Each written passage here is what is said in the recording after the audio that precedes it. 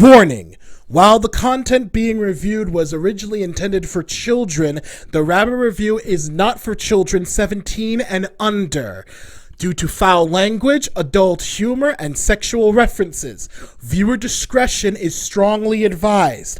All audio and video used in the Rabid review are used under the terms of fair use in criticism through the form of entertainment. Also, all audio and video used in the Rabid review are copyrighted by their respective holders. Please enjoy. Hello, my fellow Rabid ones, and welcome back to the Rabid review. How you doing? I hope everybody's healthy. I'm okay. I'm repping my new hentai cake t-shirt, and now I am going to review a very special straight-to-video movie called Casper Meets Wendy. So, without further ado, it's review time! Casper Meets Wendy was a 1998 straight-to-video prequel to the 1995 film Casper. It was created by 20th Century Fox Home Entertainment before they were just another gem in the Monopoly gauntlet that is Disney. Please don't take me over. And Saban Entertainment. Now, if you're not familiar with Saban Entertainment, they were very famous for creating this famous franchise. That's right, they created Mighty Morphin Power Rangers, the very popular television show from 1993 to 1995, starring teenagers with attitude, with the combination of fight footage from Jew Ranger, the Super Sentai series that it's based off of. Although at this point they were borrowing the Super Sentai footage from Mega Ranger, a teenage Super Sentai series, and turning it into the considered savior of the Power Rangers franchise, Power Rangers in Space, so maybe this film will have that same energy that this show did. So after going through 3 minutes and 30 seconds of credits, I'm not even kidding, that's how long the credits go, we cut to a baseball game? Question mark? And hey, isn't that Alan Thicke? As a kid, and even today, this really heavily confused me. It was as if I put in a copy of Angels in the Outfield, not Casper Meets Wendy. I mean, they even do the shot where they throw the ball. It's like the bottom of the ninth. He hits the ball, and it's out of here. And everybody's cheering and having a good time because it's America's pastime and all that. But then, all of a sudden, everybody stops and looks up, and they see aliens for some reason. Although, it makes this guy stop eating his ice cream. But also this guy, I'm not gonna lie, this guy made me laugh. Yeah, I'm too cool for this bullshit.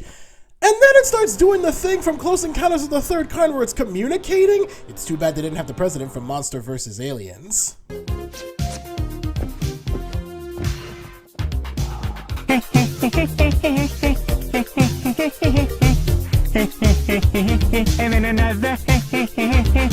So after making a reference to a better movie, the ship splits off into 3 parts. We are introduced to our famous trio. Greetings, Earthling. Can you direct me to the Roswell chili cook-off? Because I'm a little low on gas. Damn, that's a nuclear fart even Wario would be jealous of. So the ghostly trio go around scaring all the people at the baseball field, including Alan Thicke, who is clearly running away to get his check, as well as possessing this one guy who makes the scariest old face I've ever seen, and breathing the foul stench on this guy, bending his bat. And also there's some funny, stupid puns. Also, because Fatso is a fat ass, he eats all the hot dogs and then makes another stupid joke. It's raining dogs and dogs. It's because he said dogs and dogs, not cats and dogs. And then we are introduced to our title character right here. See, I'm Casper, the friendly... As the extras struggle to run out of the frame, the ghostly trio decide that after a good day's worth of scaring, they should have a long rest, just the 3 of them. You mean 4, right? Oh, right, of course, Short Sheet. Can't leave you out, otherwise he'll carry our luggage. I wish I could just meet Christina Ricci already so I can just get horny over her and not deal with these three assholes. This is our villain, Desmond Spellman, played by George Hamilton, the man with the tan himself, before another man with the tan took his title and is currently in office. But no politics for right now, because here's what we all wanted to do to our telemarketers. I'm calling from the International Children's Fund, and we're asking generous people like you to donate any... Donate this, motherfucker. After murdering the telemarketer while sipping his tea, he summons his oracle. Oracle of the Midda, show yourself. You summon? Fuck! Seriously? Pauly Shore, guys? Fucking Why this guy? Why this guy?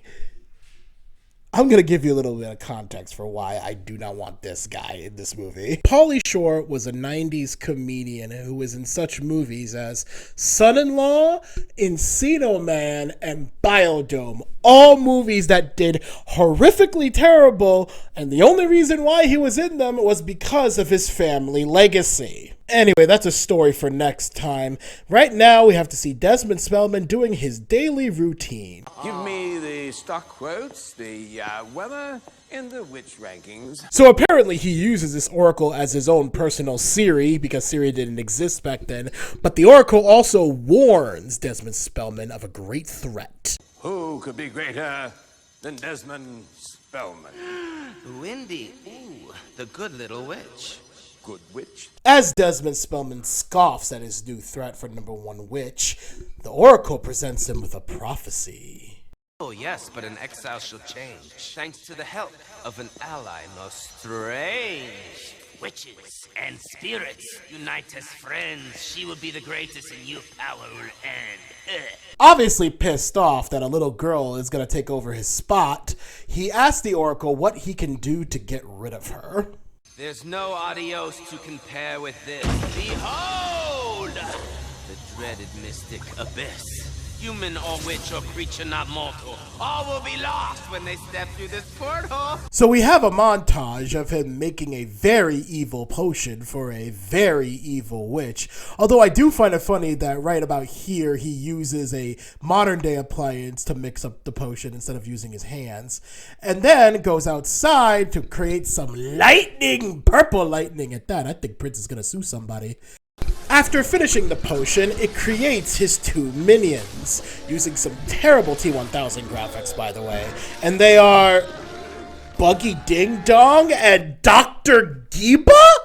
Desmond Spellman tells them where to find Wendy, they show off their really bad CGI gats, and then they move on their merry way, as we are introduced to our second main character of this story.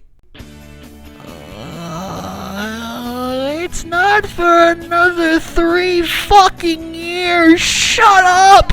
Shut up! This is Wendy the Good Witch, played by pre-Lizzie McGuire Hilary Duff, as she's looking for a very special present, which she eventually finds in a cupboard, transforms into her outfit, and then goes outside to meet this person. But, unbeknownst to her, her aunts, played by Terry Garr, Shirley Duvall, and Catherine Moriarty, anyway, are mixing up a potion for this person as well. By the way, because the film fails to mention their names properly throughout this film, I'm going to let you know now that Catherine Moriarty is Gert, Shirley Duvall is Gabby, and Terry Garr is Fanny. The person both the aunts and Wendy were waiting for was the paper boy delivering the paper. She gives the gift to the paper boy while the aunts prepared a prank for the paper boy. Wendy, pissed her opportunity of getting a new friend went awry, she reverts the spell back to her aunt when they make this 90s reference. Now that's hard copy. Yeah! Rudely, the paperboy runs over Wendy's gift that he was going to give him, and she goes to confront her aunts. How could you do that? No wonder I don't have any friends. Oh, really? Well, I just don't like the way he flings our paper. Well, then just tell him. Talk to the hand, because the witches ain't listening. What? Wendy Pooh, wake up and smell the potion. Get used to that one type of line. It comes up several times throughout the entire movie. We don't explain, we get even. You mean like this? You're a smarty bloomers, eh? Makes you love me all the more, huh? We don't have to love you. We're family. Yeah, we're stuck with American families in a nutshell, ladies and gentlemen, or in this case, Makuza family. Desmond's henchmen end up at the house. The witches threaten them, which does not sit very well with the henchmen. And here I thought Desmond Spellman told me that you was gonna be so cooperative. Oh. Desmond Spellman? Did this filthy mudblood seriously take my gimmick? Uber kill. Wendy then threatens them, which makes the henchmen make this obscure game show reference. I'll take Mounty Little Witches for 500. And you hate the Daily Double. The henchmen start blasting away as if they're frickin' working for Astronema in Power Rangers in space and just blowing up everything. But then Wendy eventually gains the upper hand by turning their guns into water guns, then locking them away in a cage, and then flying away like a butterfly in the sky. Meanwhile, the ghostly trio and Casper end up going to Sunny Bright Resort, while Casper is looking along their shit, and it looks terribly CGI'd. Hey, this cabin looks nice. Yeah, and it's empty too. Hey, knock it off, you guys. There's already someone here. I don't see anyone. Do you?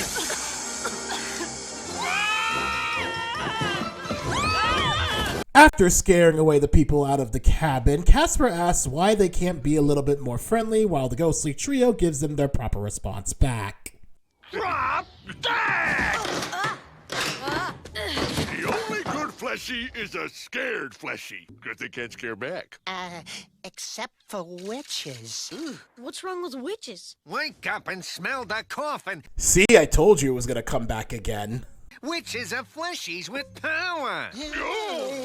Go unpack the stuff, washcloth. As Casper is forced to do his uncle's biddings, we are then introduced to this guy, Larry Toby, played by Roger Holston. Why am I even mentioning him in this video? Because Saban seriously has a thing with trying to make the next Bulk and Skull. And wouldn't you know it, the aunts and Wendy end up hiding out in the same resort as Casper and his uncles. Ooh, I hope hijinks ensues. They go up to the front desk to get a cabin, but they end up getting some bad news.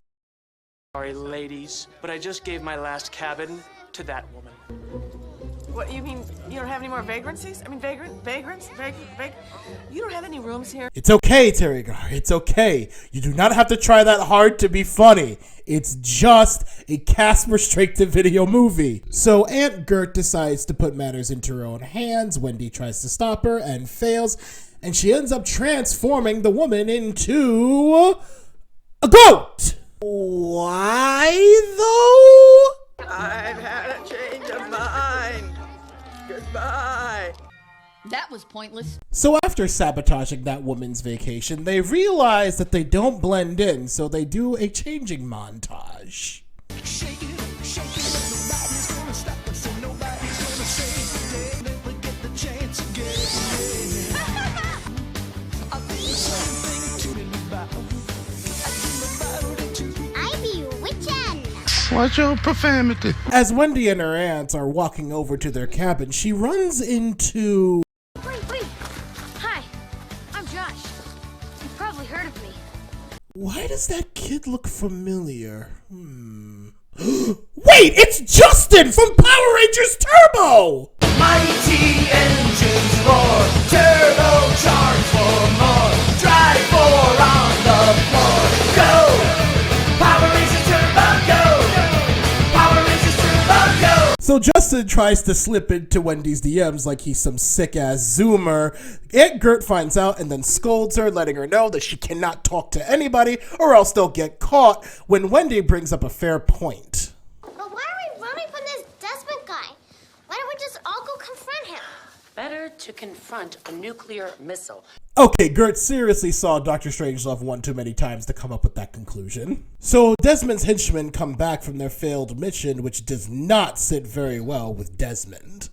Where have you been?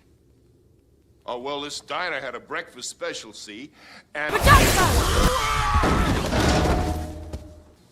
Where is Wendy? She gave us the slip? I'm going to have to go to plan B. Desmond then reveals that he has a secret supercomputer in the back of his room that monitors the entire world. Now, if those witless witches use any high-level magic, this little gizmo will pinpoint their location. Now, watch. What kind of potatoes? I usually use the Russians. What?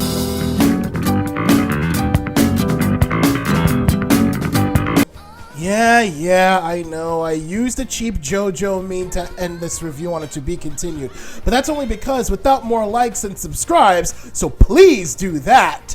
I cannot make these videos any longer without YouTube getting all iffy with the algorithm, and I gotta please the YouTube gods. But anyway, part 2 will be coming out very soon, so please be patient. So until next time, guys, stay rabid, and don't forget, Rider Henshin!